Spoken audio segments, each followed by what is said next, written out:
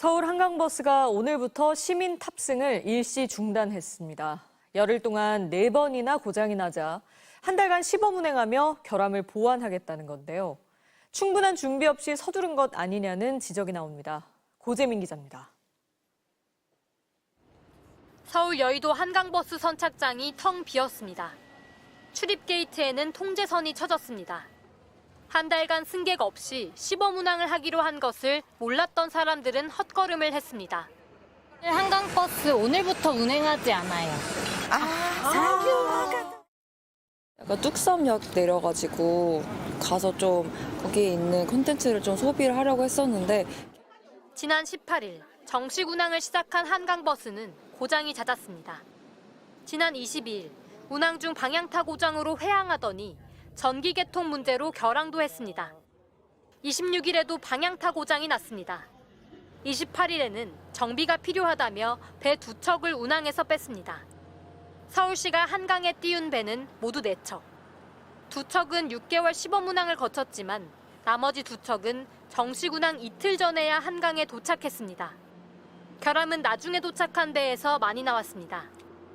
선박 건조 경험이 없어 기술력에 의문이 제기됐던 선박업체가 만든 배입니다. 출퇴근용으로 이제 사용한다고 했고 자주 왔다 갔다 해야 되고 하는 부분이 있으면 시범 운항이 몇 개월은 조금 돼야 되지 않을까라는 생각. 오세훈 서울시장은 운행 중단에 대해 사과했습니다. 시민 여러분들 사이에서 약간의 불안감이 생기는 것도 사실인 것 같습니다. 한 달 정도 중단하고 충분히 안정화를 시킬 수 있다면 그게 바람직하겠다는 결정을 내렸습니다. 서울시는 시범 운항이 끝나도 한강버스 속도를 획기적으로 높이기는 어렵다고 밝혔습니다. 한강버스는 당초 계획과 달리 마곡에서 잠실까지 2시간 넘게 걸려 대중교통 수단으로서 역할에 의문이 제기되고 있습니다. 서울시가 밝힌 열흘간 탑승객은 2만 5천여 명. 대중교통 목적으로 탔는지 관광용인지 구분해서 집계 가능하냐는 질문에는 이동 수요가 있다는 사실이 수치로 증명되면 될 뿐 관광용이냐 출퇴근용이냐는 중요하지 않다고 답했습니다. MBC 뉴스 고재민입니다. 시원한 강바람을 맞으며 퇴근하는 꿈의 교통수단. 서울시가 대대적으로 홍보했던 한강 리버버스입니다. 김포골드라인의 지옥철을 해결하고 수도권 교통에 혁신을 가져올 거라 약속했죠. 하지만 그 꿈은 운항 시작 단 열흘 만에 산산조각 났습니다. 잦은 고장과 안전 문제로 전면 운항 중단. 시민들은 과연 성공할까 싶었다며 냉소를 보내고 있습니다. 1,500억이 넘는 시민 세금이 투입된 이 거대한 프로젝트는 어쩌다 애물단지가 되었을까요? 오늘 한강 리버버스 사업의 감춰진 문제점들을 하나하나 파헤쳐보겠습니다. 모든 문제의 시작은 안전과 신뢰의 붕괴였습니다. 시민의 발휘되어야 할 대중교통이 출발부터 삐걱거렸습니다. 운항 5일차인 배 2척이 전기 문제로 멈춰섰고 9일차인 방향파가 말을 듣지 않아 회항하는 아찔한 상황까지 벌어졌습니다. 일부 승객은 안내방송조차 듣지 못해 공포에 떨어야 했죠. 결국 서울시는 성능 안정화를 이유로 운항을 전면 중단했습니다. 그런데 이런 사태는 이미 예견된 것이나 다름없었습니다. 이 사업을 수주한 업체는 선박 건조 경험이 전무한 신생업체였습니다. 심지어 서울시와 계약 후에 법인 등록을 했다는 의혹까지 제기될 정도니 사업자 선정 과정부터 얼마나 졸속으로 진행됐는지 짐작할 수 있습니다. 자, 이렇게 안전조차 담보할 수 없는 리버버스. 과연 본래 목적인 대중교통의 역할은 제대로 할 수 있는 걸까요? 한강 리버버스는 태생부터 대중교통이 될 수 없는 구조적 한계를 가지고 있다는 사실입니다. 첫째, 교통수단으로서의 경쟁전이 전혀 없습니다. 마곡에서 잠실까지 지하철을 타면 43분이면 갑니다. 그런데 리버버스는 무려 127분, 거의 3배나 더 걸립니다. 출퇴근 시간을 단축시켜주기는커녕 오히려 뺏어가는 셈이죠. 선착장 접근성도 최악입니다. 지하철역에서 내려 한참을 걸어야 합니다. 바쁜 출퇴근 시간에 누가 이런 불편을 감수하려 할까요? 시민들의 생각도 마찬가지입니다. 한 설문조사에서 리버버스를 출퇴근 목적으로 쓰겠다는 응답은 고작 12.7%에 불과했습니다. 여가 목적이 60%에 가까웠죠. 이건 대중교통이 아니라 사실상 세금으로 운영하는 유람선이라는 명백한 증거입니다. 둘째, 막대한 세금을 쏟아붓는 밑빠진 독입니다. 이 사업의 총 사업비는 약 1,500억 원, 연간 운영비는 20억 원에 달합니다. 그런데 더 충격적인 사실이 있습니다. 서울시가 의뢰한 용역 보고서조차 앞으로 20년간 리버버스 교통수요가 계속 줄어들 거라고 예측했다는 점입니다. 실패할 것을 알면서도 사업을 강행하고 그로 인한 막대한 적자를 우리 세금으로 메우겠다는 겁니다. 이것은 정책 실패를 넘어 시민에 대한 기만입니다. 마지막으로 친환경이라는 가면 뒤에 숨겨진 환경 파괴 문제입니다. 서울시는 하이브리드 선박이라 친환경이라고 홍보하지만 고속 운항 시에는 결국 디젤 엔진을 씁니다. 없던 배 8척을 새로 띄우면서 발생하는 대기 오염은 눈 감고 있죠. 전형적인 그린워싱입니다. 오세훈 시장님, 시민들이 이 계약 과정을 듣고 과연 정상적이다라고 생각할까요? 정말 궁금해서 묻습니다. 문제를 아주 간단하게 만들어 보겠습니다. 만약 여러분이 위급한 수술을 받아야 하는데 병원에서 의사를 추천해 줬습니다. 그런데 알고 보니 그 의사는 수술 경험이 단 한 번도 없고 심지어 여러분을 수술하기로 결정한 뒤에서야 의사 면허를 땄습니다. 여러분, 이 의사에게 목숨을 맡기시겠습니까? 황당한 비유 같지만 이게 바로 한강 리버버스 사업 선정 과정에서 벌어진 일입니다. 시민의 안전을 책임져야 할 선박을 만드는 사업을 배를 단 한 척도 만들어 본 적이 없는 신생업체에 맡겼습니다. 이것만으로도 기가 막힌데 더 놀라운 것은 이 업체가 서울시와 계약을 맺은 이후에 법인 등기를 했다는 의혹이 제기될 정도입니다. 이는 순서가 완전히 틀린 상식을 벗어난 행정입니다. 사업 수행 능력을 검증하고 계약을 해야 하는데 일단 너로 정했다고 도장부터 찍어준 뒤 회사를 차리게 한 꼴입니다. 이것을 특혜가 아니라고 어떻게 설명할 수 있겠습니까? 시민의 안전과 수백억의 세금이 오가는 사업을 동네 구멍 작업 계약듯이 처리한 겁니다. 오세훈 시장은 이 모든 과정을 알고도 승인한 것인지 아니면 몰랐다면 그 무능을 지적해야 하는지 반드시 답해야 합니다. 그렇다면 오세훈 시장은 왜 이렇게 무리수를 두면서까지 한강 사업에 집착하는 걸까요? 그 뿌리는 한강 르네상스 시절로 거슬러 올라갑니다. 과거 시장 시절 오 시장은 한강 르네상스라는 이름 아래 세비섬, 한강 수상택시 등 여러 사업을 추진했습니다. 그의 정치적 정체성은 디자인 서울과 한강이라는 두 키워드로 요약됩니다. 한강은 그의 정치적 상징이자 자신의 업적을 과시할 수 있는 가장 화려한 무대인 셈이죠. 문제는 시민의 필요가 아닌 시장의 욕망이 앞선다는 점입니다. 많은 시민들은 반짝이는 인공섬이나 비싼 수상택시보다 당장 내일 아침 붐비지 않는 지하철과 버스, 안전한 귀갓길을 더 원합니다. 하지만 이런 민생 정책들은 눈에 잘 띄지 않고 오세훈이라는 이름 석자를 남기기 어렵습니다. 결국 리버버스 사업은 시민을 위한 교통 대책이라기보단 오세훈 시장의 한강 시즌2에 위한 핵심 작품에 가깝습니다. 내가 사업을 이렇게 바꿨다라고 보여줄 수 있는 가장 확실한 그림이기 때문입니다. 실패했던 수상택시의 악몽을 잊고 더 크고 그럴싸한 배를 띄워 자신의 정치적 유산을 완성하려는 집착이 결국 경험도 없는 업체와의 묻지마 계약 같은 파행으로 이어진 것입니다. 시민의 안전과 세금은 시장의 낭만이나 업적 과시를 위한 재료가 아닙니다.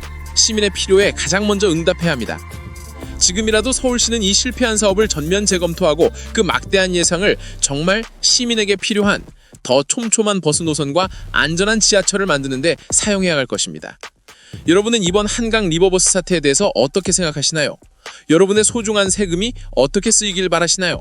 댓글로 여러분의 소중한 의견을 남겨주세요. 진실이 향한 질문을 멈추지 않겠습니다. 지금까지 정치공장이었습니다. 감사합니다. 많은 문제가 지적됐고 이런 상황이 벌어질 거다. 한강버스의 중단 사태.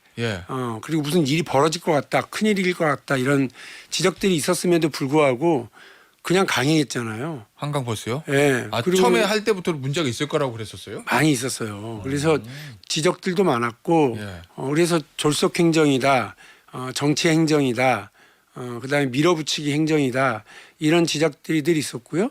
게다가 거기에 이제 저 재정 낭비도 엄청 보여서 저 1,000억 어떻게 할 거야. 뭐 이런 지적들도 많았단 말이에요.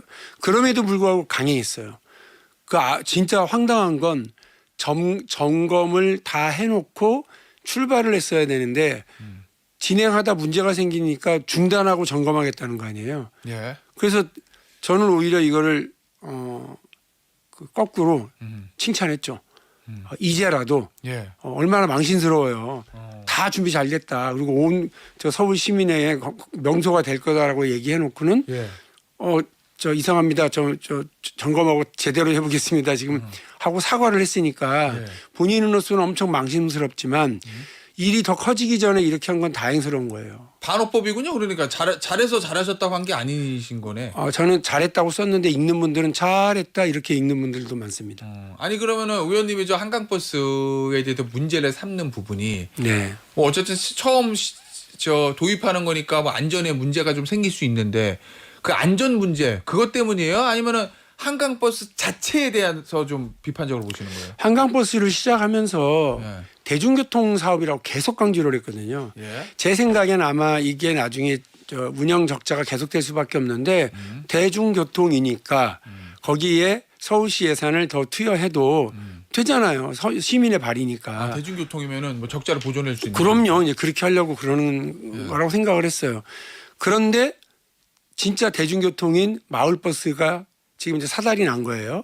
그래요? 그래서 환승 시스템에 참여하지 않겠다라고 하는 마을버스가? 마을버스 이제 조합이 원래 왜냐면 환승 많이 되잖아요. 환승 지금 다 하고 있었죠. 근데 예. 적재 노선들이 한 20 몇 프로가 있는데 예. 여기에 더 이상 지원하지 않고 있기 때문에 이걸 좀 협의하자고 그랬는데 그냥 무시하고 그냥 방치해 놓고 있었던 거예요. 정말로 만일에 그래서 그 마을버스 연합은 별도로 자기들도 이런 뭐 카드 교통카드 시스템도 좀 새로 개발하기 시작했고 예. 진짜로 이렇게 들어가게 되면 그 제가 살고 있는 강북구를 비롯해서 많은 서울 시민들의 발인 이 마을버스가 얼마나 이 마을버스를 이용하는 시민들이 힘들어지겠습니까? 그러니까 이런 부분들을 이제 비교해서 보면 오세훈 시장이 되게 허술하게 하나의 치적 사업 이렇게 이분은 이렇게 겉으로 럭셔리하게 드러나는 거를 되게 좋아하시는데 그 시민들의 어떤 불편감 이런 것들을 해소하지는 않고 예.